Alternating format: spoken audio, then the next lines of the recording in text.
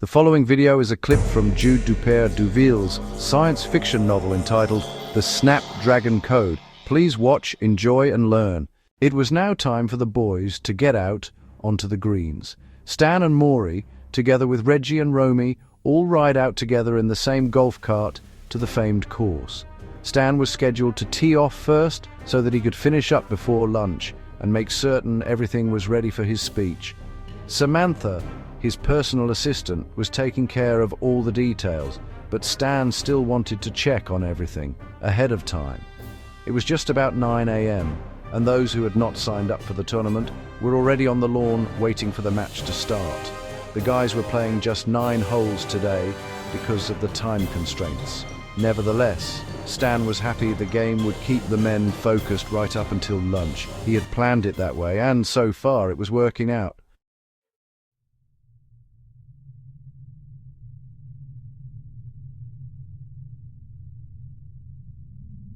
So, Stan, are the rest of us going to be kept in the loop, or what? We'd like to have some input on strategy, planning, things like that. We want to know, how much longer we have to wait. Wait for what? You mean, for things to get back to the way they were? You are such an ungrateful idiot, you know that, Ziggy. If you don't shut your mouth and wait to hear what I have to say this afternoon, you'll be sorry. What pisses me off is when little perverts like you expect something for nothing. I'll remember this.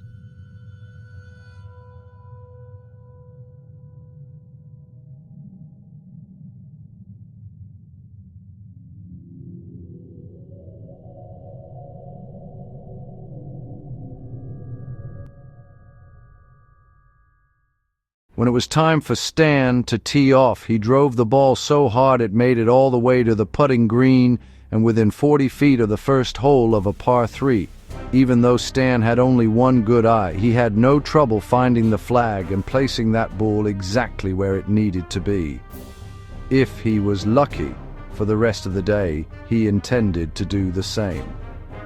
Some of the players nearby had heard what Stan told Ziggy, and the word got around that Stan was pissed. From then on, no one else during the game dared approach him. When Stan made the birdie, the gallery clapped, more for his appeasement than for tribute. A fresh breeze had started down the mountain that morning, and it followed them from one hole to the next, cooling Stan's anger a bit and making each shot a little more difficult. The players in Stan's group kept to small talk, like the condition of the greens or their lingering hangovers or how far away Mitch's home was for the upcoming evening barbecue. They decided that any confrontations would have to wait till later, until after Stan's speech. This day will end and I will remember those who are my friends and those who are not. As long as I keep my wits, I will prevail. Those in the gallery who were following the game were more interested in watching Stan than catching any of his shots. Those in the know, the wealthy, the press, did not get to see Stan in person very often, but when they did, he was always an object of interest, if not curiosity. Many believed he was the richest man in the world, or certainly one of them. His enigmatic family, his perplexing origins seemed cloaked in mystery. Even his name was under suspicion. Some said they had heard his first name pronounced as Sultan instead of Stan, and that his family's last name meant Redman. What really seemed to put it over the top was his middle name, Lufer. The combination Sultan Lufer Redman put him in the running for whom else but Satan. Stan was the one who had searched for and found what he was believed was a bootlegged copy of an old standard trainer program. He was told that it had the ability to interface with and even override the operating system already running Earth's virtual environment, or HEVEN. The technician explained that it had this capacity because the original trainer programs had formed the basis from which all of the newer programs derived their code. When it was determined by the governing council that a retrograde type of virtual environment would be necessary to rehabilitate society, the technicians went back to the older basic program templates.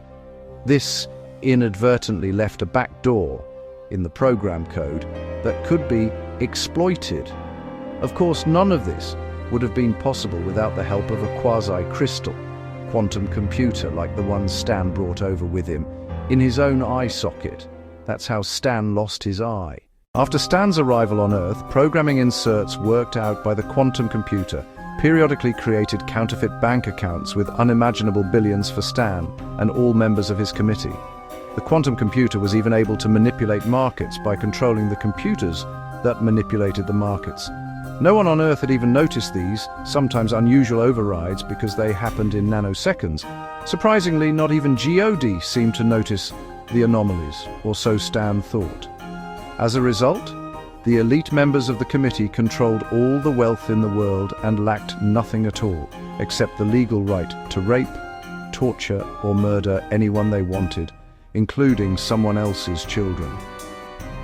Unfortunately, none of Stan's people, including Stan himself, had understood beforehand how difficult Earth would be once they got here. Stan had found a way to get his people here without their having to be born as a human. He had found a way to get them to Earth without their memories having been wiped clean. Most importantly, he had found a way to protect them from being tried by the governing council. Unfortunately, none of Stan's people, including Stan himself, had understood beforehand how difficult Earth would be once they got here. Stan had found a way to get his people here without their having to be born as a human. He had found a way to get them to Earth without their memories having been wiped clean. Most importantly, he had found a way to protect them from being tried by the governing council. Over and over again, Stan had assured them he would find a way to make this reality into the same kind of world they had come from. However, that promise was turning out to be more challenging than he had ever imagined. That's why the committee was here at the conference, to see if Stan was still up to the challenge. Did he have concrete proposals and a definitive timeline? They were desperate to know, all of them. You see, when you come from a heaven, any other place seems like hell. When everything you want materializes effortlessly with just a thought, a place like Earth seems unbearably challenging. Like moon bears kept in cages, the elites could no longer stand their lives. They had started slamming their heads against the bars of their cages, and they were now frantic to find a way out. This Saturday morning, they all looked closely at his face, at his stance, at his gestures. They watched to see if he smiled or frowned. Was he at ease, or did he look scared? Was his body language a telltale sign of weakness or strength? What do you think, Andy? Is Stan still up to the challenge? I'm not referring to his golf game, by the way. He looks good to me. Let's put it this way. I will not be the one going up to confront him at the conference, that's for sure. If Ram or Uzi or any of the others decide they want to, that's up to them. I'm not getting involved in any threat to his leadership, that's for sure. I feel the same way. I heard them talking mutiny as soon as I got here, but I'm not a fool. I've seen firsthand what Stan is capable of, and I, for one, will not go there. This same conversation, more or less, was being repeated here and there amongst the audience as the players lined up to tee off. Ultimately, there was no consensus among them, just speculation as to what would happen by the end of the day. When Stan hit the green with his first drive, admiring cheers from the gallery erupted. Would they continue to praise him this afternoon, though? Stan wondered about that as he went on to the next few holes. Stan was certainly not a champion golfer, but today he did not intend to lose. He knew there were better players than him at this tournament. However, he also knew that sometimes skill is not the only way to win. Sometimes a little intimidation can muck up the waters, or in this case the greens just as well. Stan's self-assured demeanor after making each hole and keeping ahead in the scoring signaled to everyone he was playing to win. He walked the greens like a member of royalty, with his head held high and his shoulders relaxed. He kept his sight straight ahead, often looking out into the distance as though he could see things out there that others could not. Whenever he checked the wind direction, or bent down to check the lay of the land, he displayed a slight nod of satisfaction to himself, indicating all was under control. It was as though an invisible advisor was helping him to choose his irons and direct his shots. Even his breathing seemed relaxed, a subtle affect but still noticeable. it was all an intentional psyop. He hoped it would unnerve them enough to throw them off their game. Sure, he knew he could not affect probabilities in this kind of open space. However, he did attempt it anyways, when getting within putting range, and somehow it had been working. As the game progressed, the majority of the people in the gallery continued to follow Stan and his group, leaving the others to play with fewer and fewer onlookers. To the elite in the audience, this amateur game would be Stan's first trial by fire today. Would his feet get burned by the coals? They were eager to find that out. These were the wolves circling the lion. However, this lion was getting ready to circle back and bite them all hard, on the ass. You see, Stan still had all his teeth. When Stan reached the putting green of the 7th hole, he checked the sun's angle. Luckily, it was slightly to his right and still behind him. Because the fabric of his eye patch had been polarized, it would come in handy today. Stan had not fully realized the significance of today's competition. However, he could certainly see it now, in the onlookers' faces. Well, I guess it's time to show them what a little crystal can do for one Saturday afternoon golf game. As Stan bends down to check the slant of the green, he turns his head so that the sun's rays enter the crystal at just the right angle to meet the flag in the distance. A narrow beam appears across the lawn as a waveguide, somewhat like a laser target. On a rifle, he was ready to make the long putt to the hole. At this point, it probably wouldn't matter whether he hit it slightly to the right or to the left, because that ball was going to go in, and it did. This was a birdie for Stan. Once again, the audience hooted and hollered as though they were happy for him, but understandably, some were not. The gallery marched on with the rising morning sun, while Stan stayed ahead of the pack, right through the last few holes. He managed to drive the ball to the greens and finish the 8th and 9th holes under par. I guess science can be fun sometimes, he thought as he chuckled to himself. I just hope I won't have to call on any quantum magic this afternoon during my speech. I don't believe he made those damn shots. Something's fishy. That's all I have to say. You're right. I've played with him before, and he was mediocre, at best. So what's up now? I don't know. Hell, maybe a few lucky shots.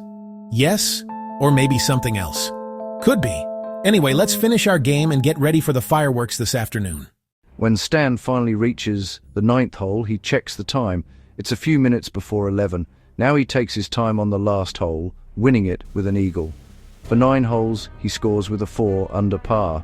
With his game finished, he raises his arms up in the air and thanks everyone watching.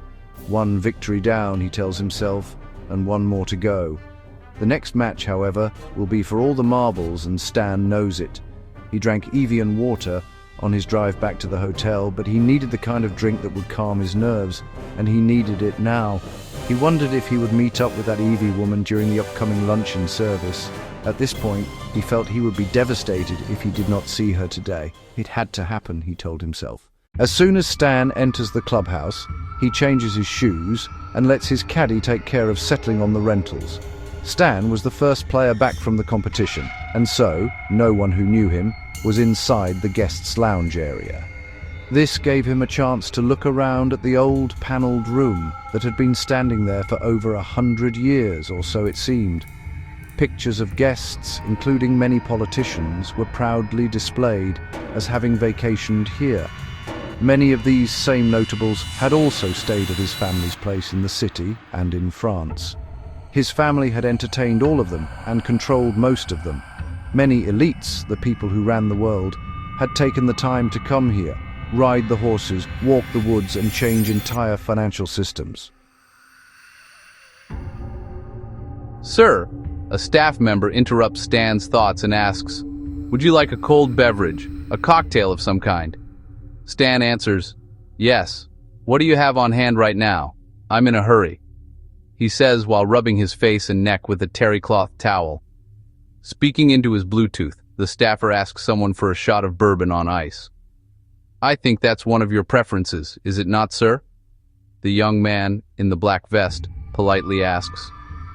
"Yes, it is," Stan replies, and no sooner had he answered him than a glass with ice and the scent of alcohol appeared and is handed to the man with the eye patch. "I need to get back to my room."